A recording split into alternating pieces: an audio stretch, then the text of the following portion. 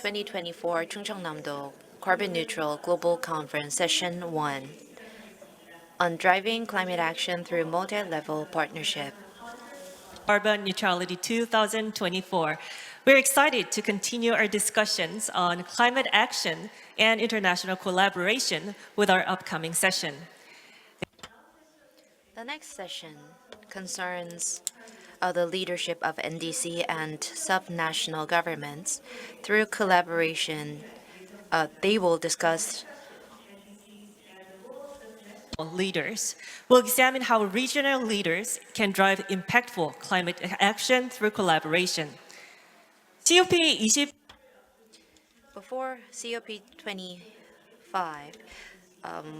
There are perceptions that subnational governments' role will be very important in the achievement of COP25. And in line with the agenda, we would like to invite Ms. Ursula Kasperek to the stage to keep global climate goals and within reach. Now to guide us, I am pleased to introduce our moderator, Ms. Ursula Kasperek, Head of CHAMP National Engagement C40.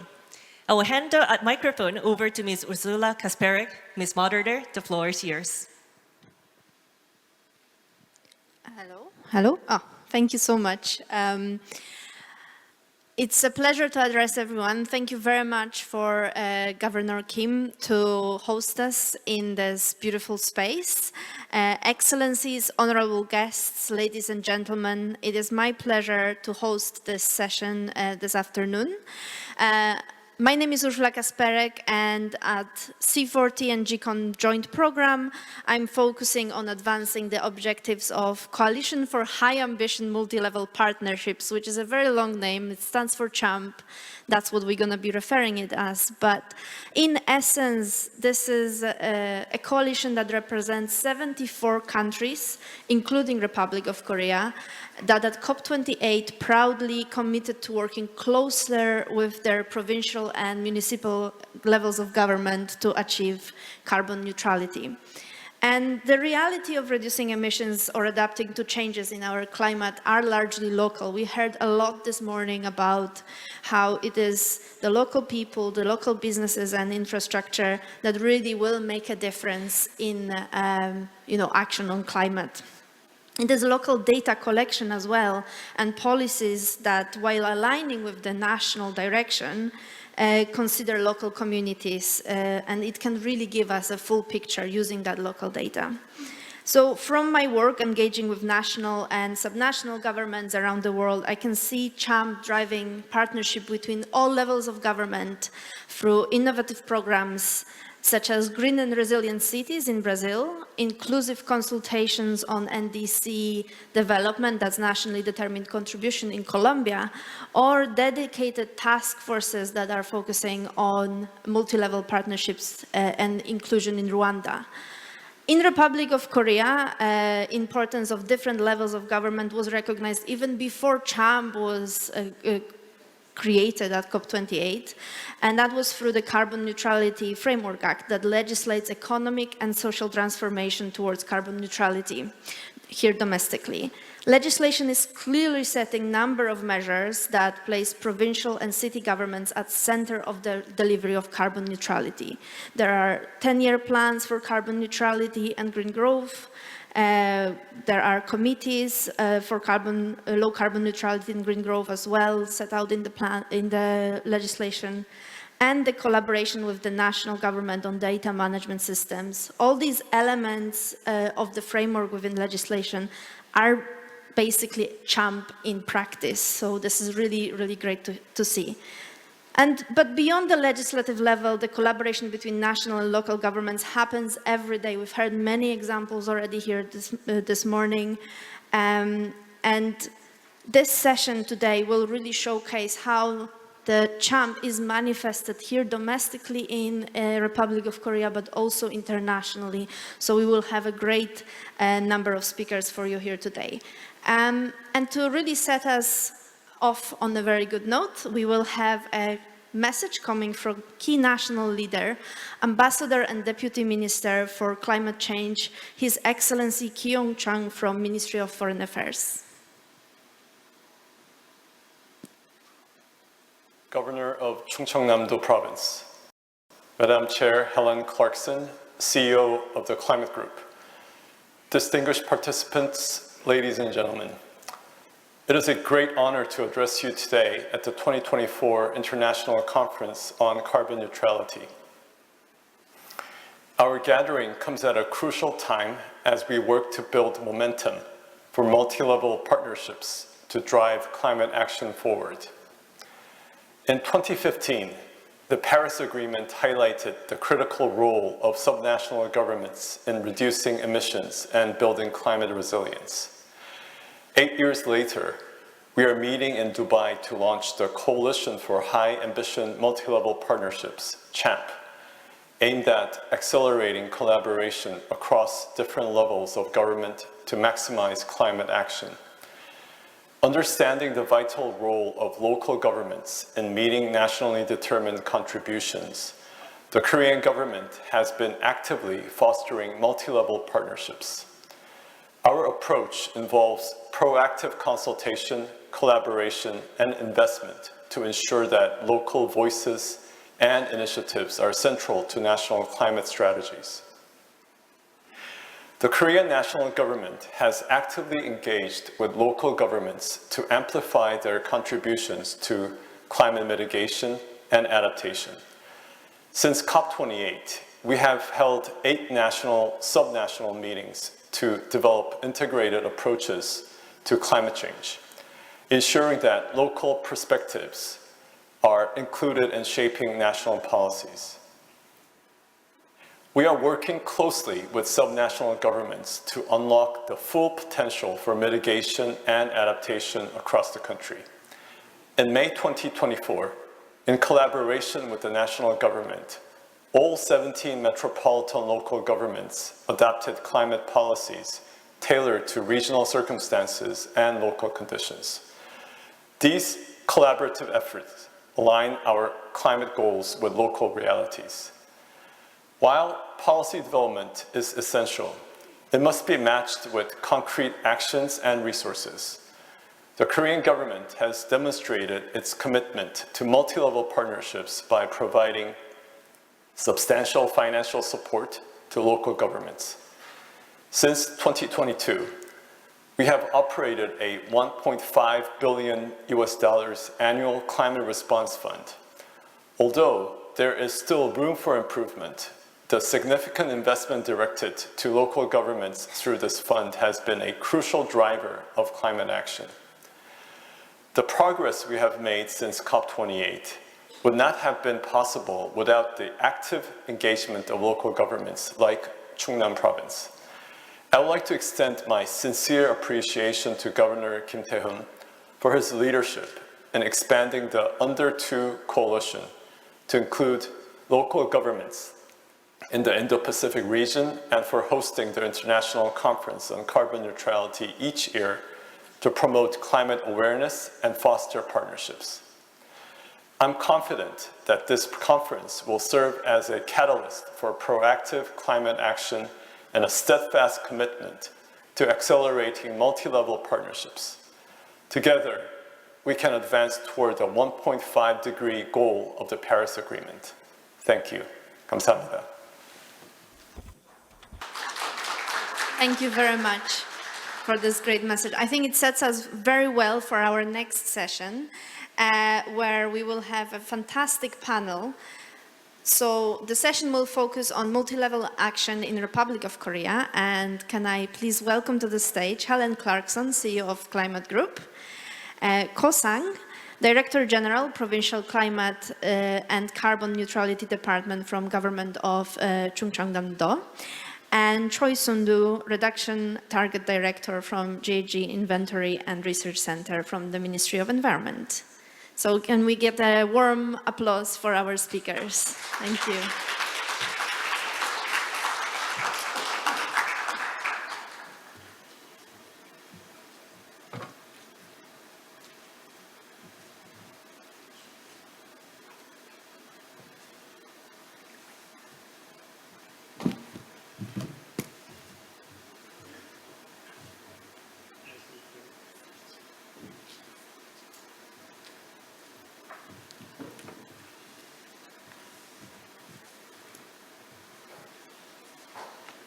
So this session will be in both languages, in English and Korean. So if you have your headsets, please have them ready. Thank you so much. My first question is to Helen, and it is about how do you see CHAMP as an opportunity to increase the pace and scale of global climate action? And what is your perspective on the role of subnational governments in Asia, including in the Republic of Korea? Thanks, Ulla, and good afternoon, everyone. I think this is a really important question. The CHAMP coalition is a game changer. It's about unlocking climate action where it really matters. So at every level, from global to local. And the idea is to bring together national and subnational governments in order to ramp up the pace and scale of climate efforts. We know, and we heard a lot this morning, I think most of the speakers mentioned, that we need now more than ever to accelerate action. So to give some examples of where we've seen this in action, California, we've heard a bit already today, critical part of the Under 2 coalition, one of the founders, and it's worked to share policies and technologies with other regions of the world. So the California Emissions Trading Scheme has inspired other regions, and its experience with electric vehicle rollouts has been mirrored in places like Quebec and Scotland.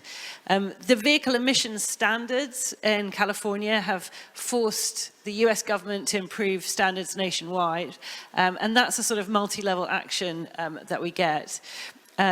Moving to India, Gujarat State has partnered with international stakeholders to develop renewable energy zones, deploy solar on a massive scale, and that partnership model is creating jobs, reducing emissions, and reshaping the energy landscape, not just in India, but also by inspiring other states across Asia to follow.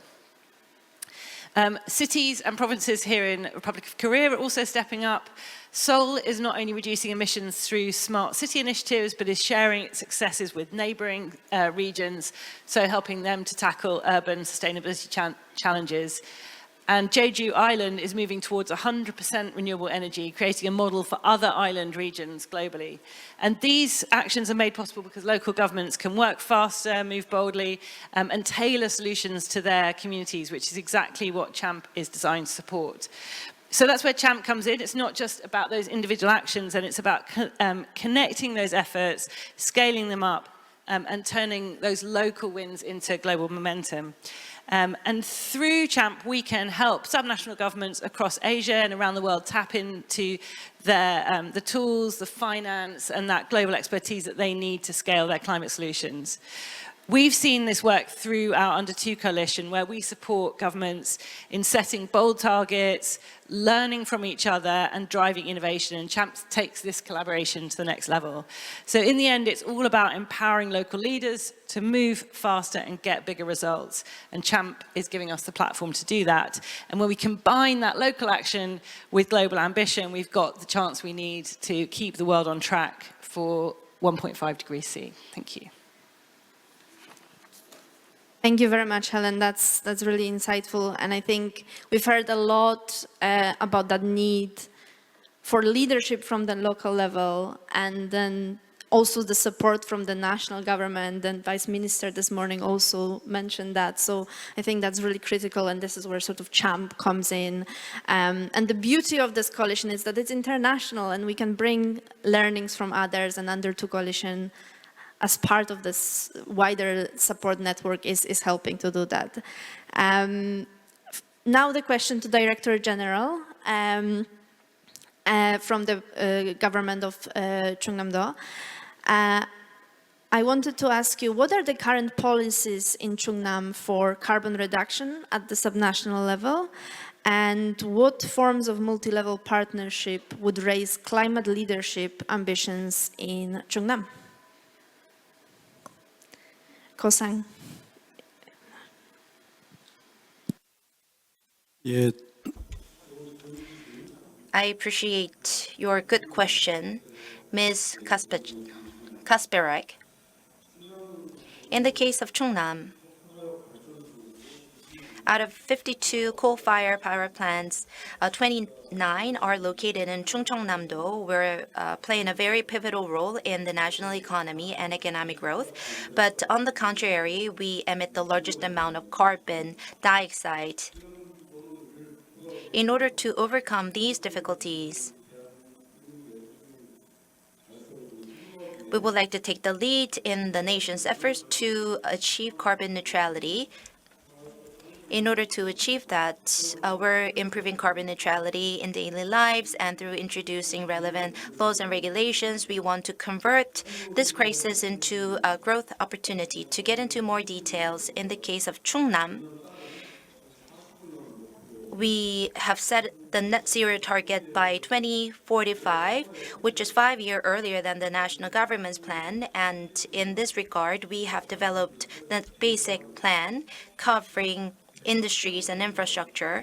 And through 114 basic responses and basic activities, we're striving to achieve such a target. And through achieving carbon neutrality, we would like to we're striving to convert into more renewable energies, including through introducing RE100 industrial complexes and through introducing more offshore wind power complexes.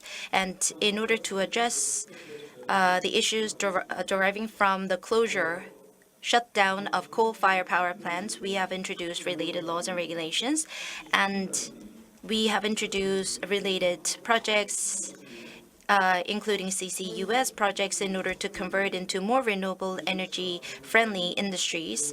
And in daily lives, we have implemented regulations to ban the use of disposable goods, and we have introduced carbon credit system so that people of Chungcheongnam-do would practice carbon neutrality related measures and initiatives in their daily lives. And in order to fight against the climate change, concerted efforts are required.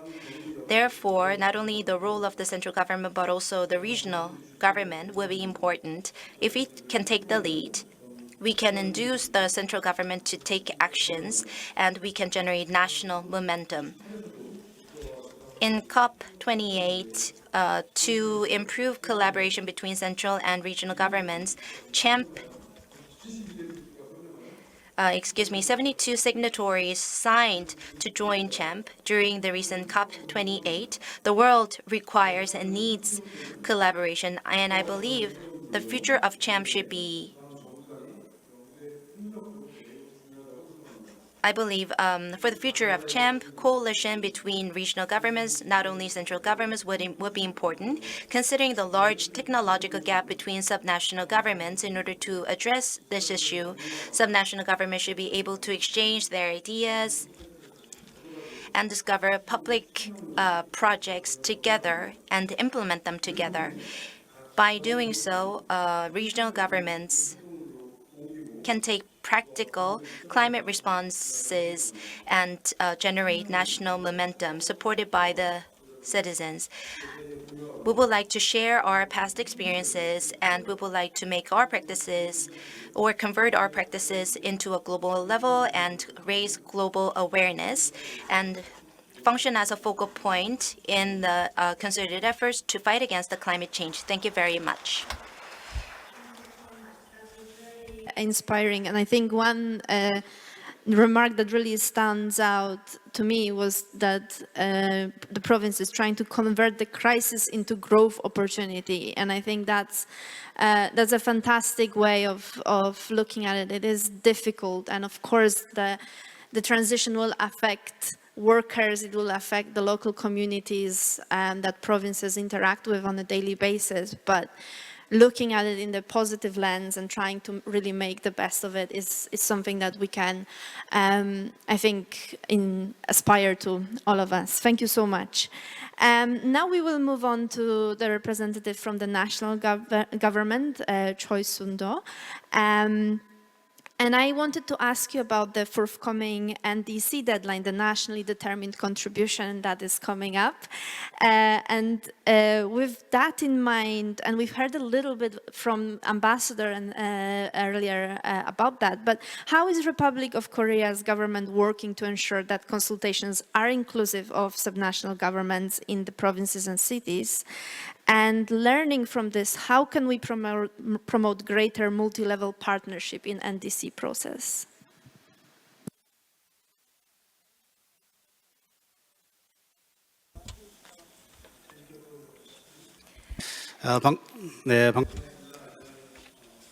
Good afternoon. Nice to meet you. I'm Chungcheongnam-do,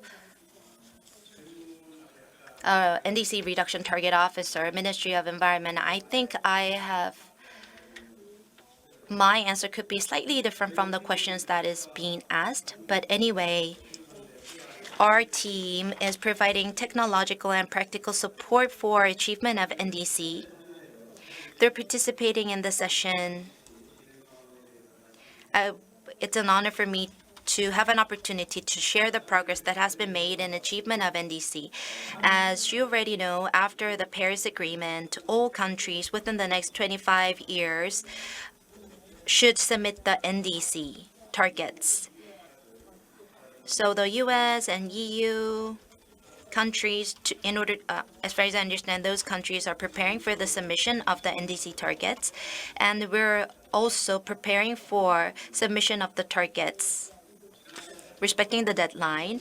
And since last year, together with the Ministry of Environment and other stakeholders, we have agreed on the methodology and timeline and basic statistics and survey procedures to set the NDC targets. And in March this year, we have established the working group to establish the NDC targets. In the working group, not only our team members, but also the representatives from academia and research institutes are participating. The working group are divided into subcommittees covering various areas, including waste and agriculture sector.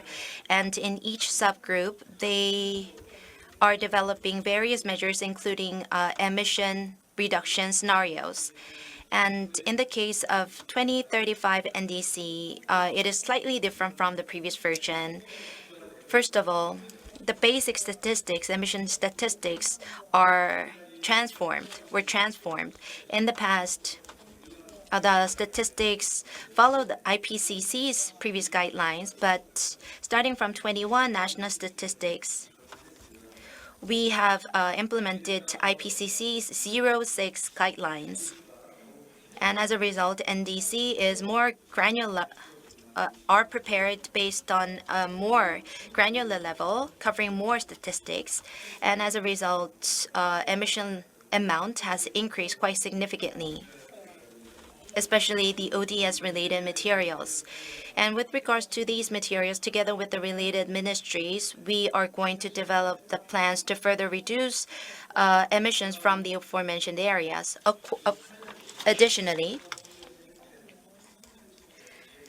with regards to implementation of transparency principle agreed during the previous COP meeting, we are supposed to submit BTR reports, and the progress will be monitored.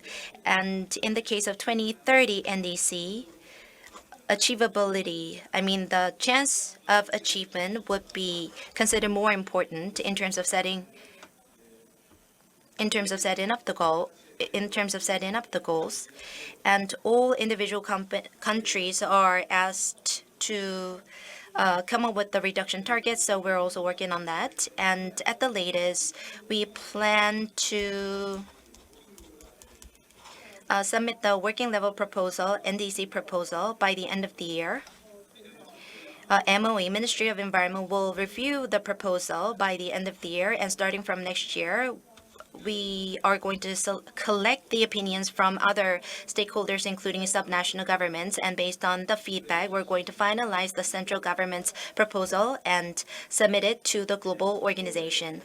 And in the NDC process, in terms of subnational government participation in NDC process, the basic law, Green Growth Basic Act, once the government, central government sets the basic target, the subnational government should develop their individual targets and action items depending on their subnational situations, based on their peculiar situation. And as was mentioned, a few months ago, subnational governments have developed their own plans, and as far as I understand, cities and provinces are developing their own basic plans at the moment. And I believe that the basic plans could be referred to by the central government when they develop the basic national plan, and especially in the case of waste management and buildings and etc. In the case of those areas that are very much related to the daily lives of our citizens, I believe that these matters would be considered as great input in development of the central government measures. And we hope that subnational governments would be more eager to present their ideas and their experiences in the future.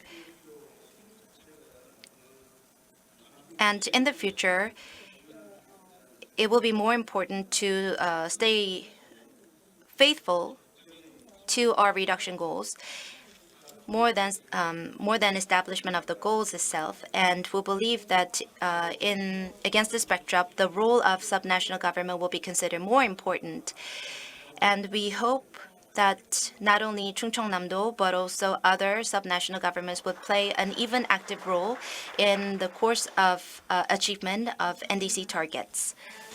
I think the one word here that stood out for me was achievability, and really making sure that the plan that is being set is able to be achieved. And I think with the law that sets out the ability for subnational governments to produce their plans, which has already happened, and how do we put this puzzle together, I think we will have a fantastic puzzle at the end, because if Chungnam is so active and ambitious at the moment, hopefully other provinces also have that same level of ambition, and we will have not only a fantastic achievable NDC that's inclusive as well.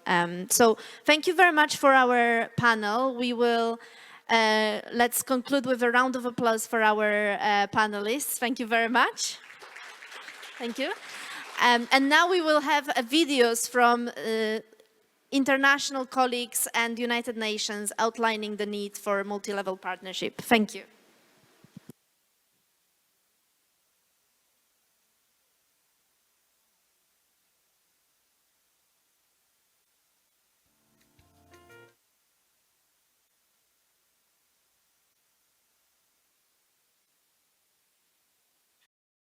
Excellencies, distinguished participants, colleagues, and friends, I want to thank the Climate Group and the Chungcheongnam-do province for hosting this conference and for giving me this opportunity to share some reflections with you.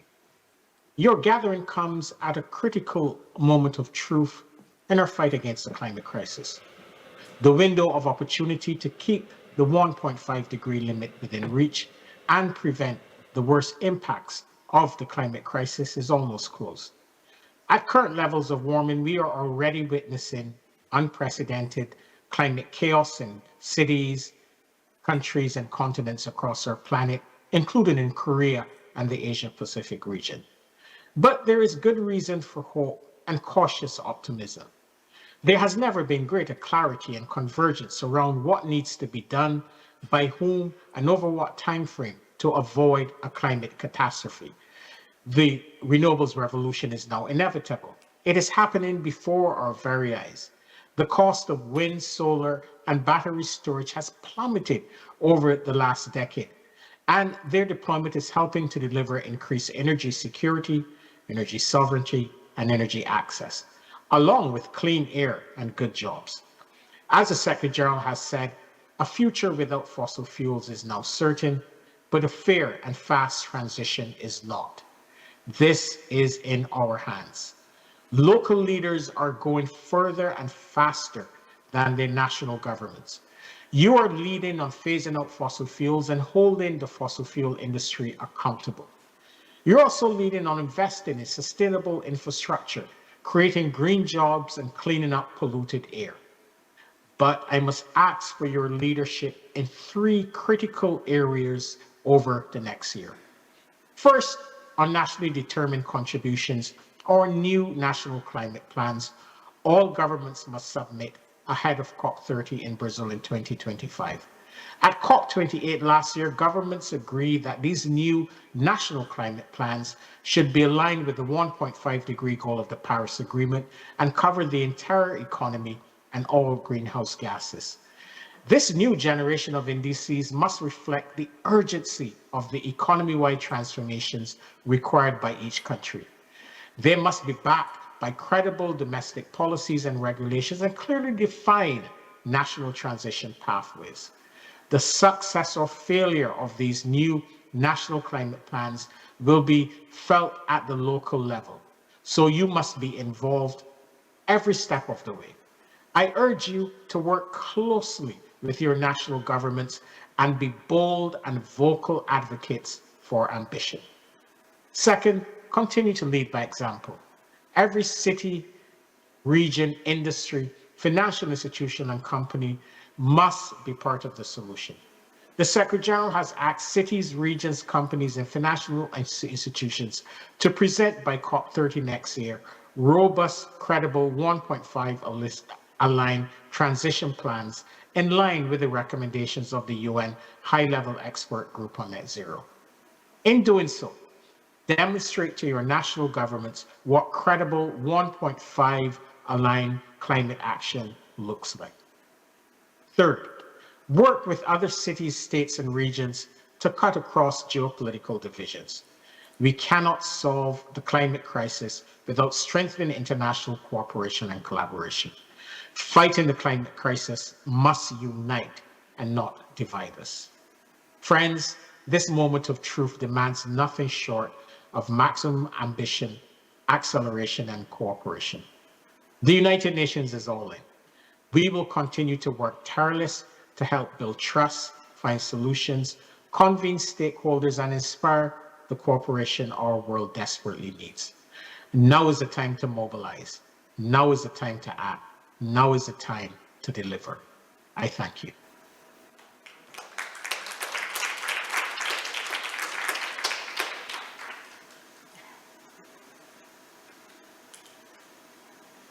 Ladies and gentlemen, partners from around the world, it's an honor to address you today on a topic that lies at the heart of our global climate efforts: the role of subnational governments in achieving our nationally determined contributions under the Paris Agreement.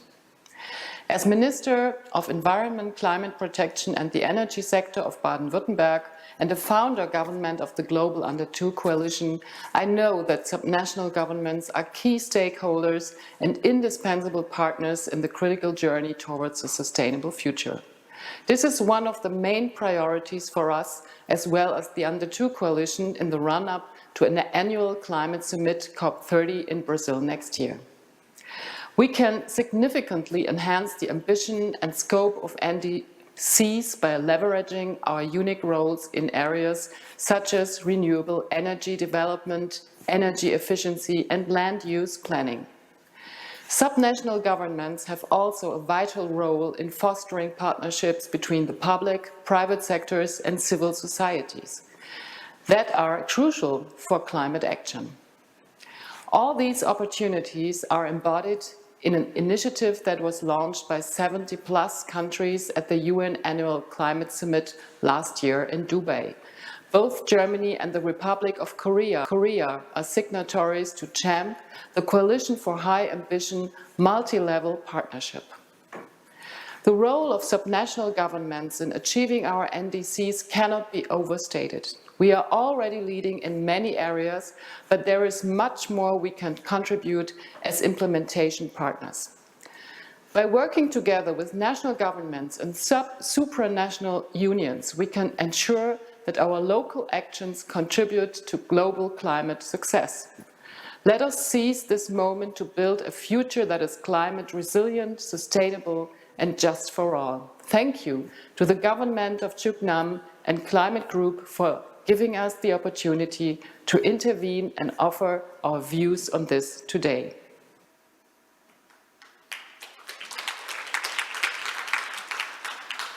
Hi, good morning to everyone. My name is Oden Ewa.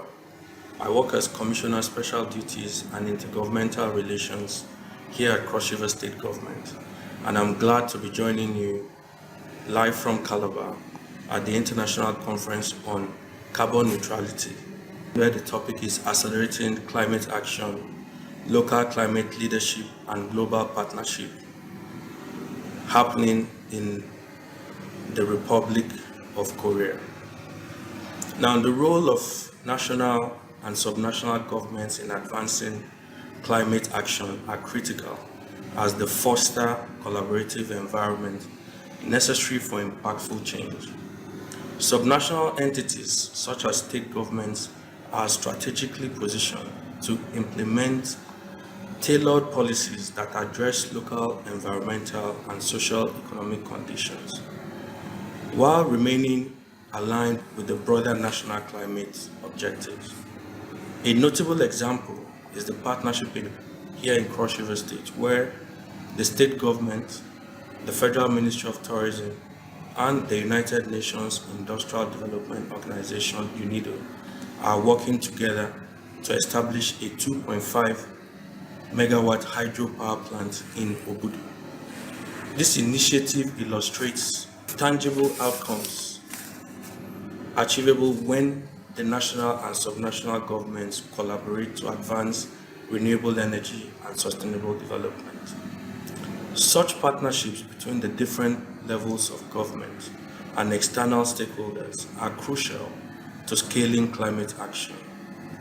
National governments provide the overreaching policy, framework, resources, and leadership, while subnational entities adapt and implement these strategies that are responsive to their regional needs.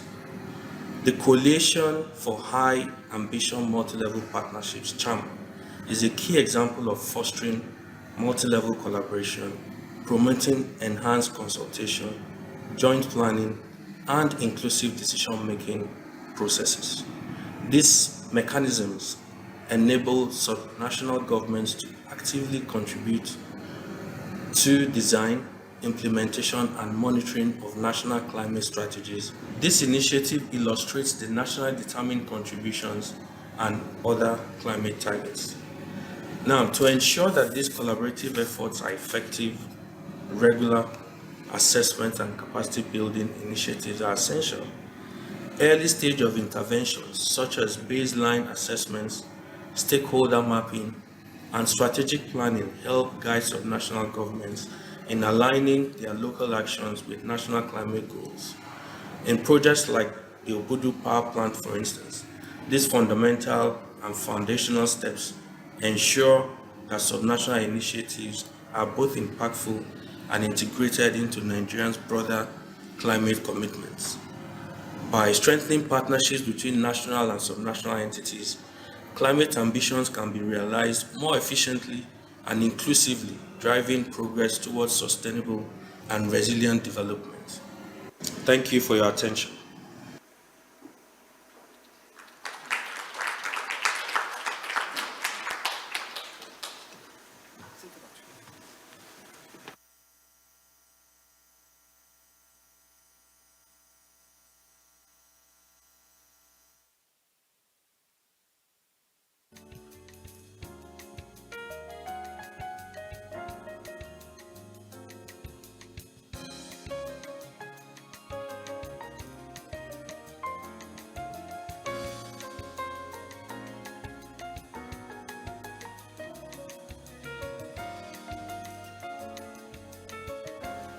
So we have one more address, and we are very lucky to have Her Excellency Carolina Aramenta Cervantes, Secretary of Urban Planning, Infrastructure, Mobility, Environment and Natural Resources from Baja California Sur with us. So give a very warm welcome to Secretary. Thank you so much.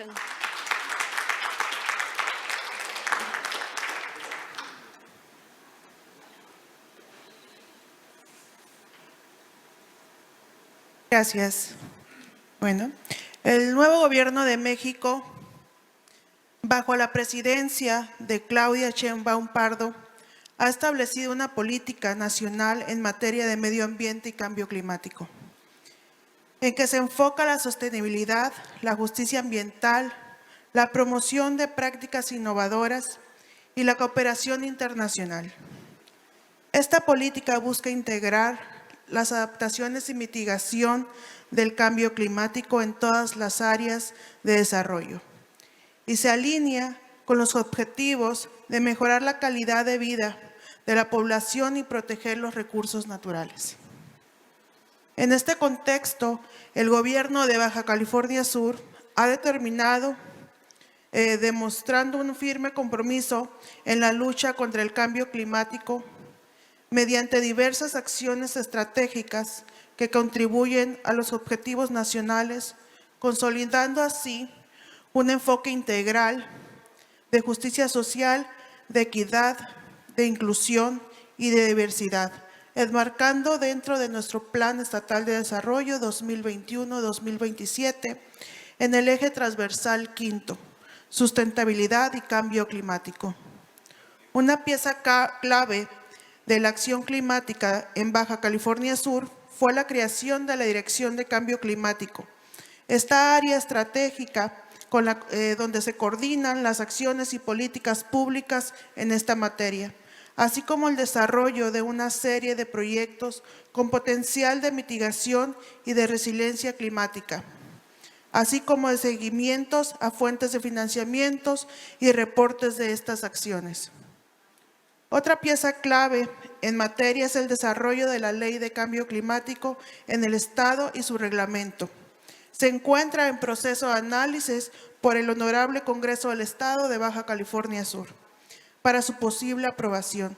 Otra de las iniciativas de suma importancia que actualmente se encuentran en revisión jurídica son la Ley de Residuos y una economía circular, así como instrumentos para fomentar las energías renovables.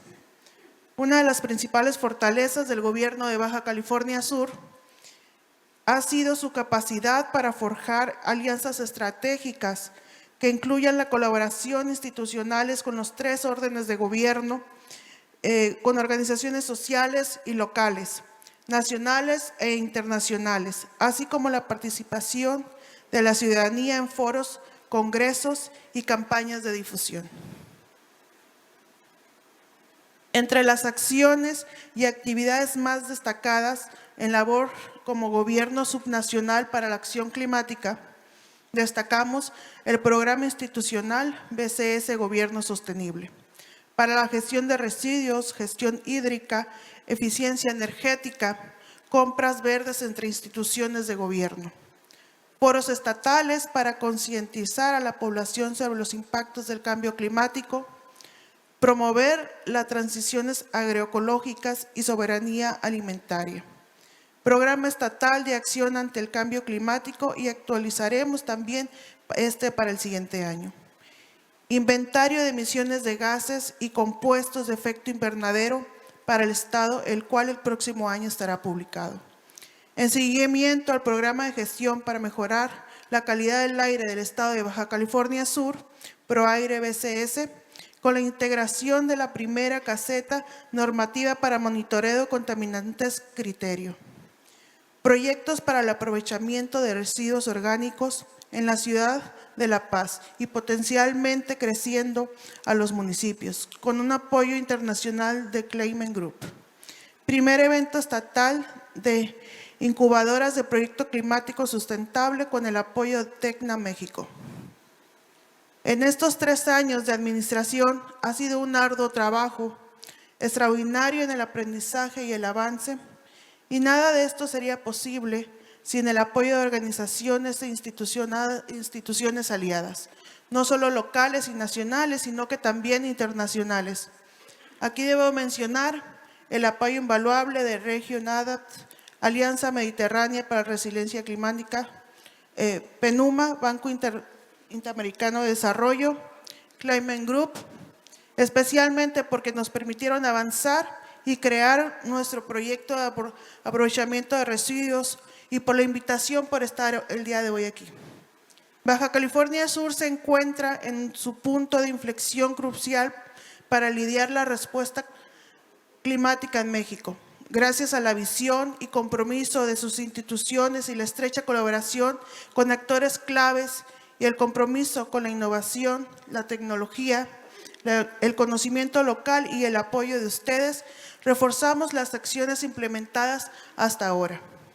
A medida que profundizamos las alianzas y desplegamos nuestra tecnología y estrategias del bienestar, Baja California Sur está en una posición privilegiada, consolidada como referente nacional, reflejando las voluntades políticas para garantizar un enfoque más seguro, un futuro más próspero y justo para todas sus comunidades y convertirnos en un modelo de sustentabilidad en todo el país. Muchísimas gracias por su atención y por el espacio.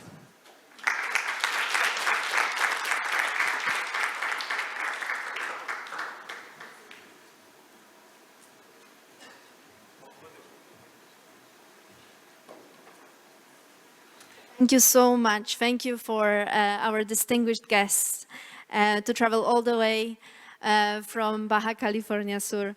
Now we're going to have quite a large panel with mixture of online and, sorry, with mixture of online and in-person participants. So as we are setting up the stage, let's just give a moment to set up the stage. Thank you.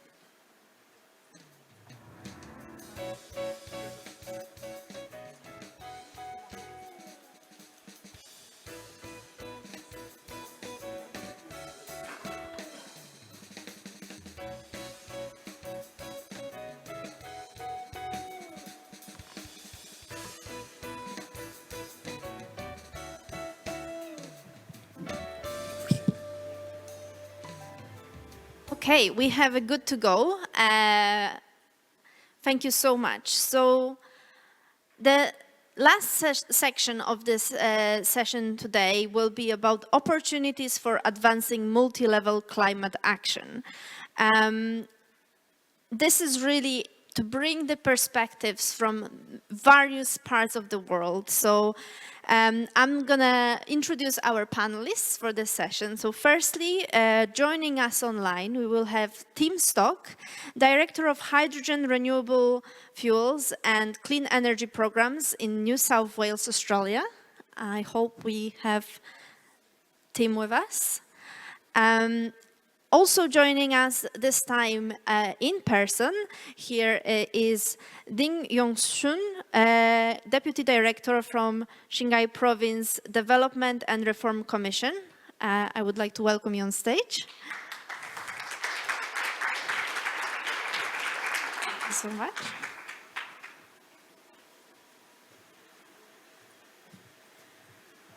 Also joining us in person is Ryo Kyung-kwon, Administrative Manager of the Catalonian Delegation to the Republic of Korea. Perfect, thank you.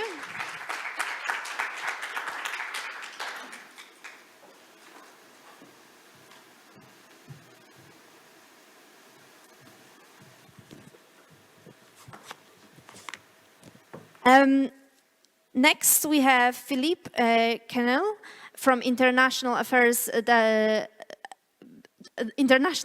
Advisor from Minister des Relations Internationales. Sorry, my French is not great. From Quebec Delegation to the Republic of Korea.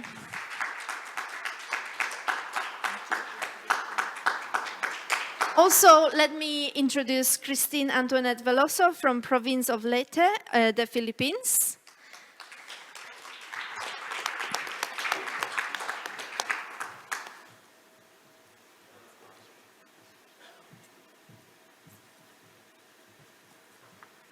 And also Fabi Tuima, Executive Director, Institute for Essential Service Reforms from Indonesia.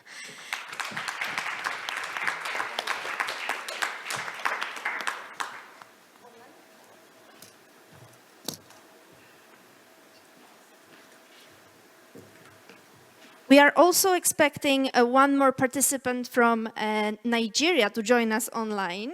I know there were some challenges before, so hopefully we will have the participant Xavier Ayamba, the private sector representative for NDC Partnership and Cross River State. So we will see whether we will be joined by Xavier later. But thank you very much, a lovely panel, and we have a lot to talk about with everyone. So can you please, so I will have a few questions and not all of the participants will sort of answer the same question, so bear with me. But can I just check if we have Tim Stock from Australia with us?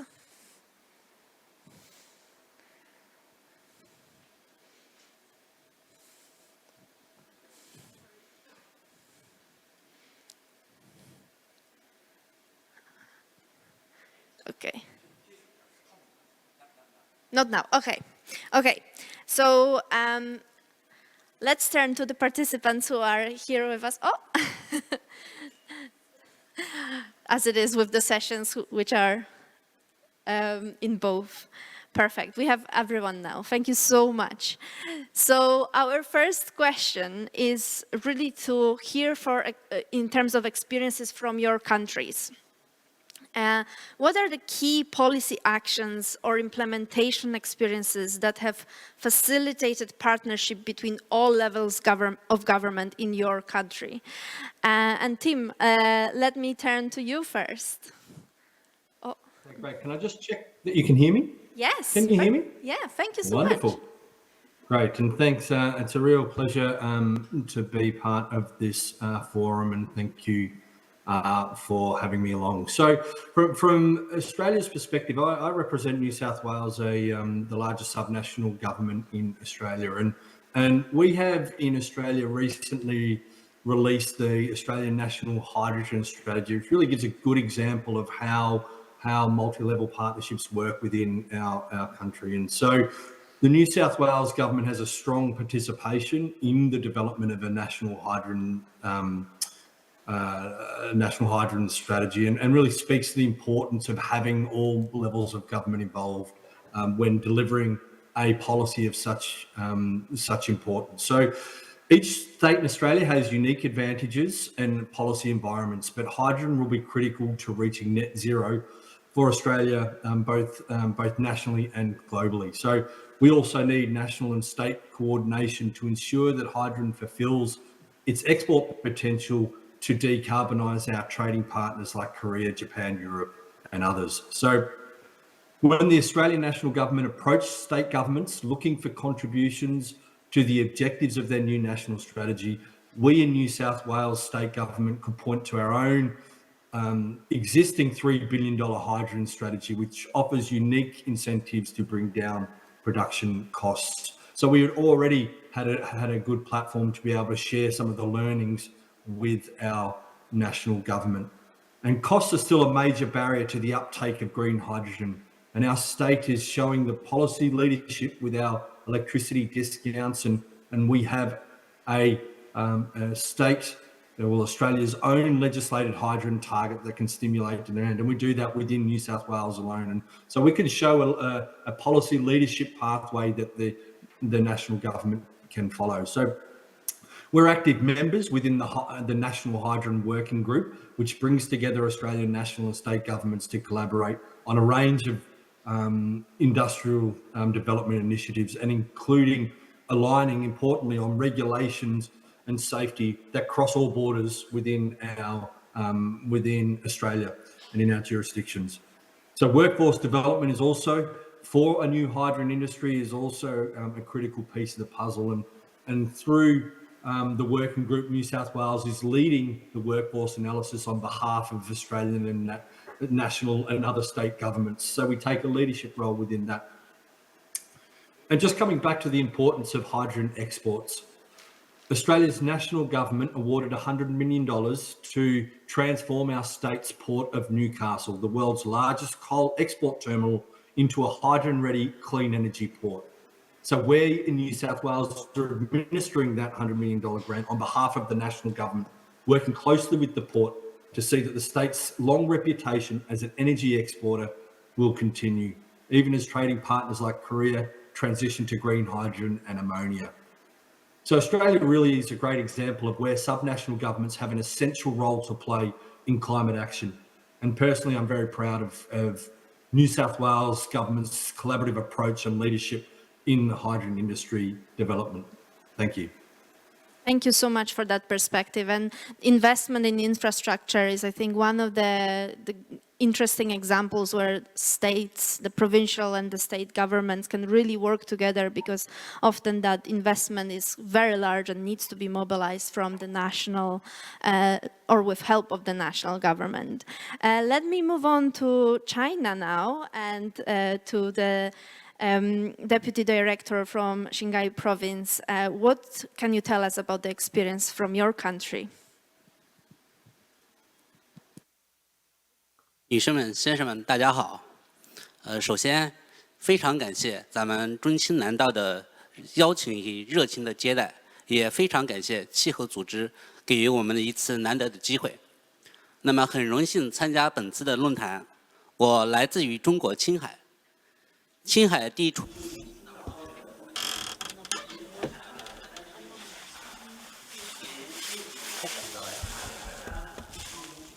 那么人口只有是594万人。青海是长江、黄河、澜沧江的发源地，被誉为这个三江源、中华水塔，是中国重要的生态安全屏障，也是亚洲、北半球乃至全球气候变化的敏感区和重要的启动区。 高原每10年升温是0.4摄氏度，超过同期全球平均升温率的2倍。那么Qinghai Province's temperature increased even more than the national average, and therefore sustainability has become an issue. So we have implemented various measures, and we are making efforts in order to bring about changes. Starting from this year in Qinghai, we have implemented many ecological measures.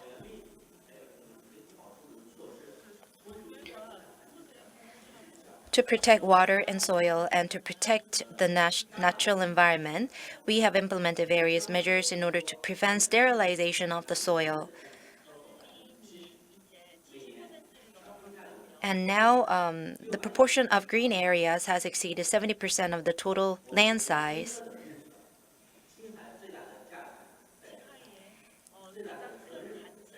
And Qinghai's most important value lies in the ecosystem and the nature, and the biggest potential lies in its nature. And therefore, we are making efforts in order to become the ecological hub of the world and also of China. And to this end, we're developing the largest natural preservation park in China, and we're making efforts in order to further develop the park.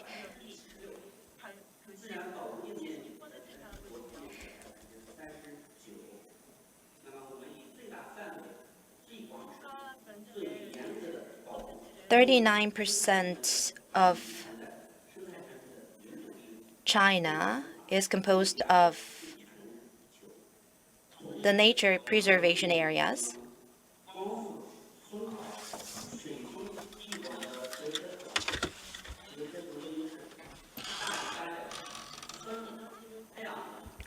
And through introducing clean energy, we're making efforts in order to expand the usage of renewable energy. And we're generating a huge amount of renewable energy, which exceeds 57 million megawatt, and we're making efforts in order to expand the use and production of renewable energy. The proportion of renewable energy usage has exceeded 70%. And in the eastern part of China, We're transporting clean energy, locally produced clean energy, to the eastern area. As President Xi has suggested, to deliver net zero target by 2060, as was suggested by President Xi, Qinghai province is making multifaceted efforts, and together with other subnational governments, we would like to make further efforts. Thank you very much.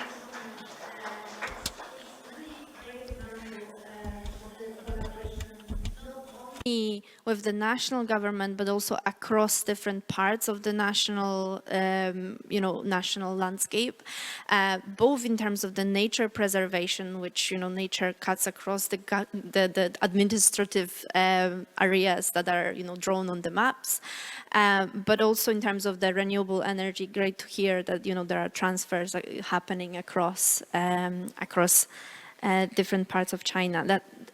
Now let us move to Philippines, and we will hear the perspective from the province of Leyte. And I'm sorry if I'm not pronouncing it correctly. Thank you so much. Thank you. Good afternoon, everyone. It's a pleasure and a privilege to be here today. By way of background, I'm a legal consultant and I work closely with a member of the House of Representatives who is part of the Climate Change Committee of the House of Representatives in charge of drafting climate legislation on the national level. So there are two key policy instruments that have been recently adopted by the Philippine government. One is the National Adaptation Plan, which we call the NAP.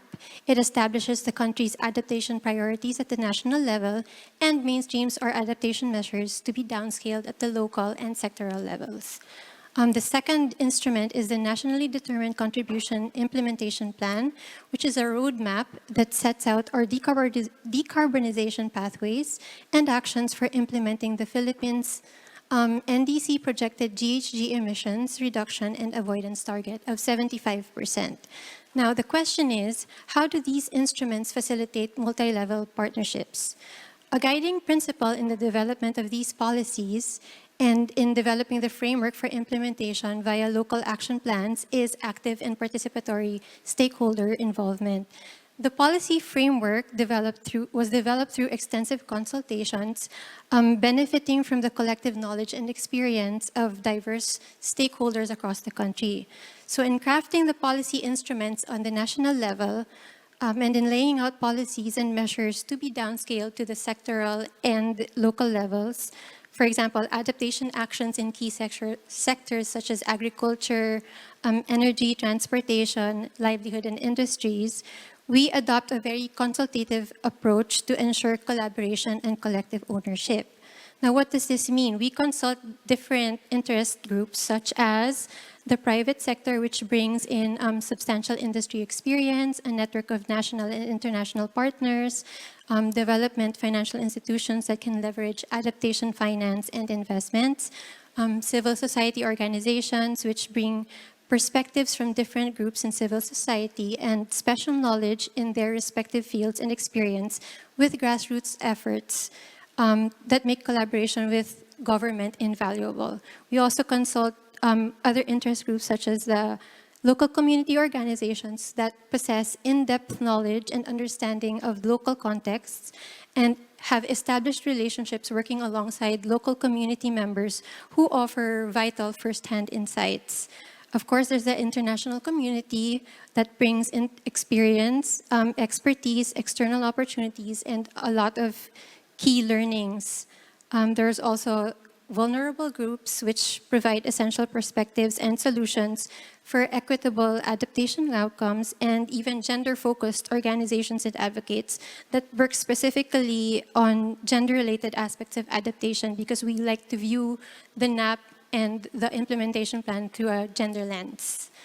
One of the programs that has been established by the Climate Change Commission is the Communities for Resilience program, which aims to strengthen planning and programming capacities of LGUs or local government units to kickstart adaptation initiatives. It also aims to strengthen technical capacities of higher educational institutions to help mentor and enhance the knowledge of the local government units, vulnerable groups, as well as indigenous peoples on the science, risks, the issues of climate change. And then there's also the push to develop a pool of local technical experts that the local government units can draw upon because they have the strong know-how of nationally developed tools, guidelines, and strategies that can help the local government units. For example, accessing the People's Survival Fund for teaching them how to do appropriate project proposals. Thank you. Thank you so much. That's really interesting to hear the adaptation side of things. And I think I've had the pleasure of visiting Philippines last month, and the adaptation seems to be a very prominent topic that I think we'll often forget about in those big conferences. So great to hear that perspective. And finally, for this question, I will turn to Canada to listen to your experience in terms of the policy action or implementation experiences that facilitated that partnership between all levels of government.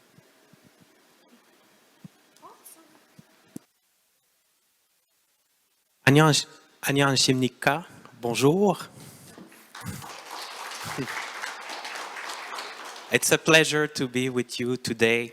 Thank you for inviting me and for organizing this session. Quebec international commitment shows that subnational states can play a key role in protecting biodiversity and fighting climate change. Today, I want to share a few examples of what we are doing in Quebec to support local climate action.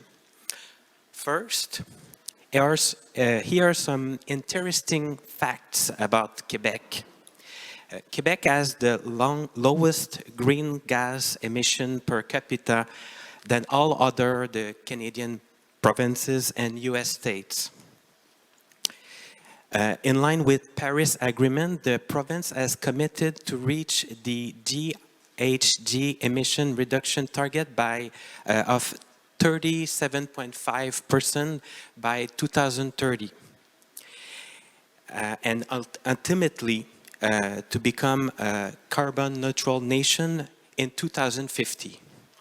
Quebec electricity is sourced from 99.8% renewable energy, principally hydropower. The largest number of electric vehicles in the country can be found in Quebec, on Quebec roads, with nearly 45% of the country's total fleet. In 2022, Quebec passed a law banning all hydrocarbon exploration and production on its territory.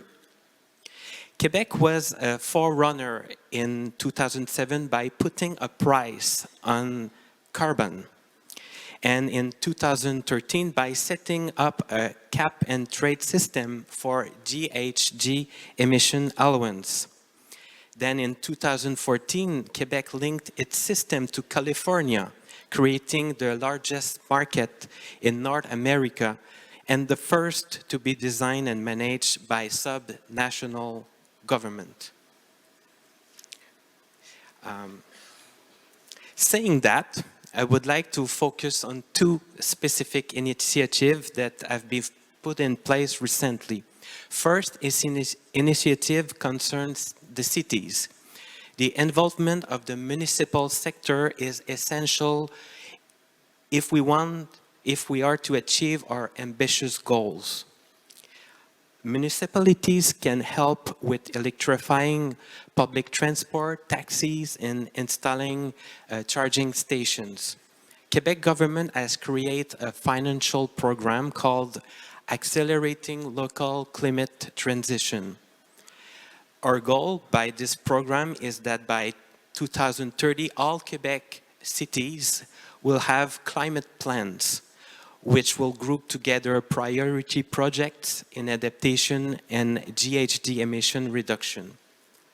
Now, for the second initiative, it involves the contribution of indigenous people. In Quebec, there are 11 indigenous nations that are spread all across the province. Indigenous nations, particularly those in the north, are experiencing the rapid effect of climate change. In particular, climate change is compromising the sustainability of traditional practices. These nations want to be key players and make decisions for their communities.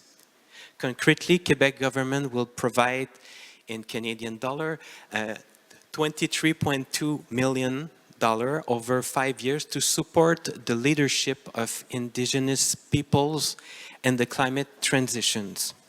These funds will enable First Nation and Inuit to implement community projects to address the impact of climate change. I will be more than happy to discuss with you later about other Quebec initiatives and effective way to collaborate together.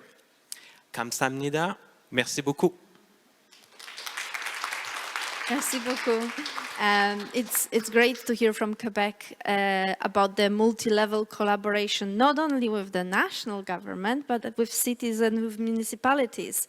That's also something that we are really keen on exploring. I work for C40 now, which is a cities organization, and we are really looking at how we can strengthen that relationship, because of course, the urbanization, the transportation, the sources of emissions in buildings, for example, these are all problems that are across provincial and city level as well.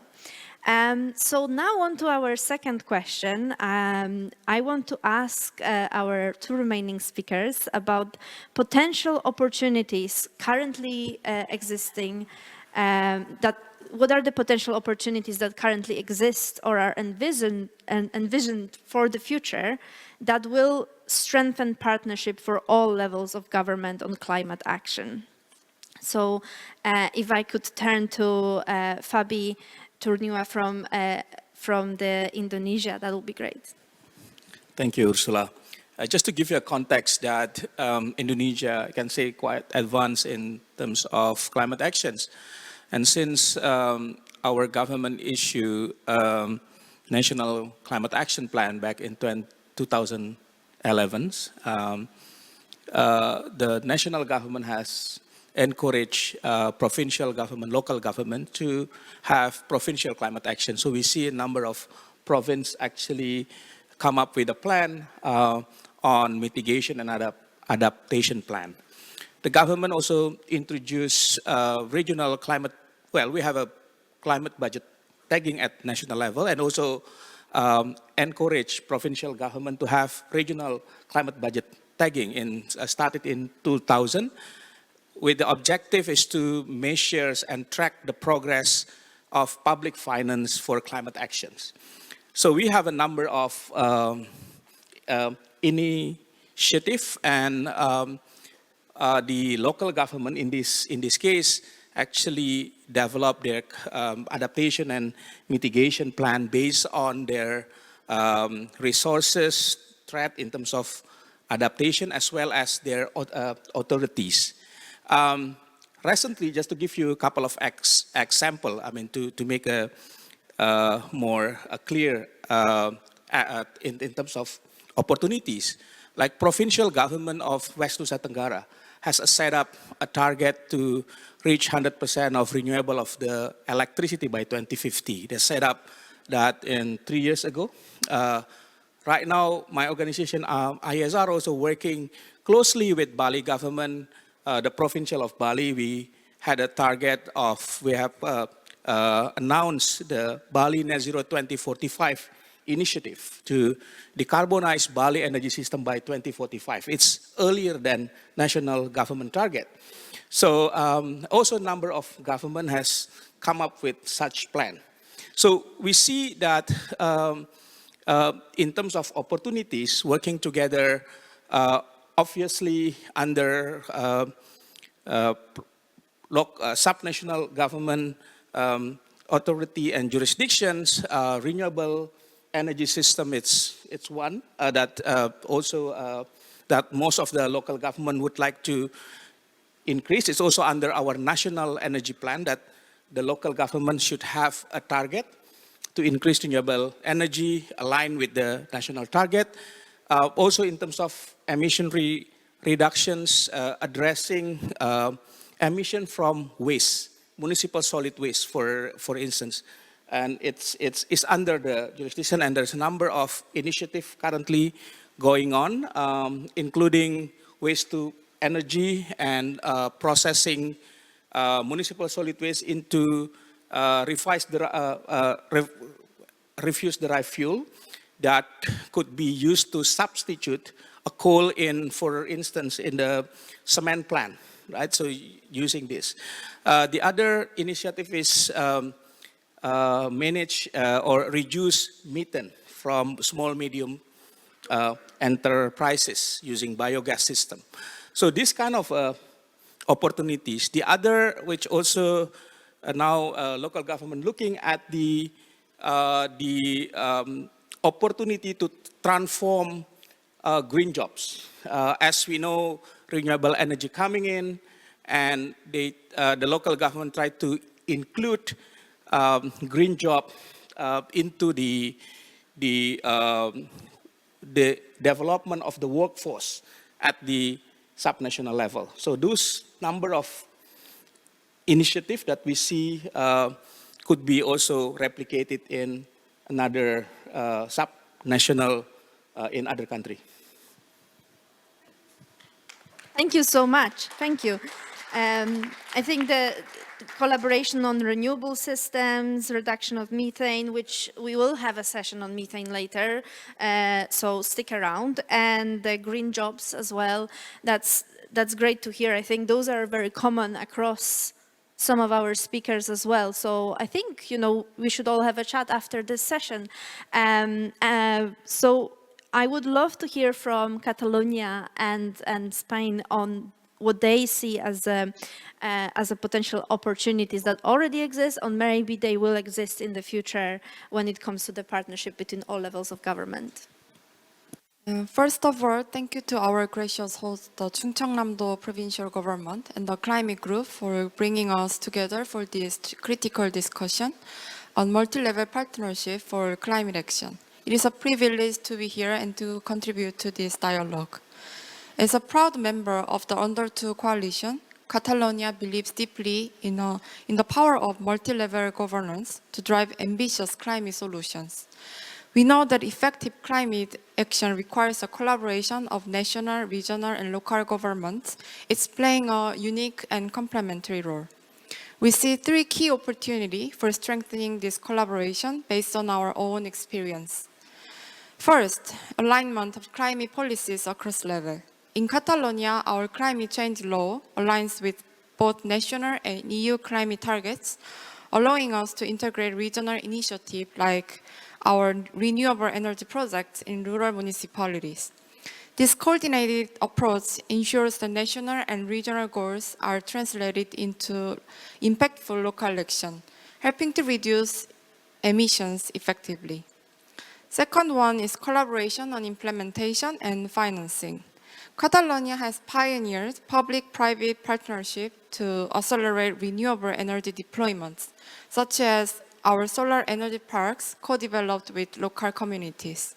These projects are supported by both regional and national funding without our climate fund, coming from carbon taxes and the public company La Energética, demonstrating how different levels of government can collaborate to scale local innovations.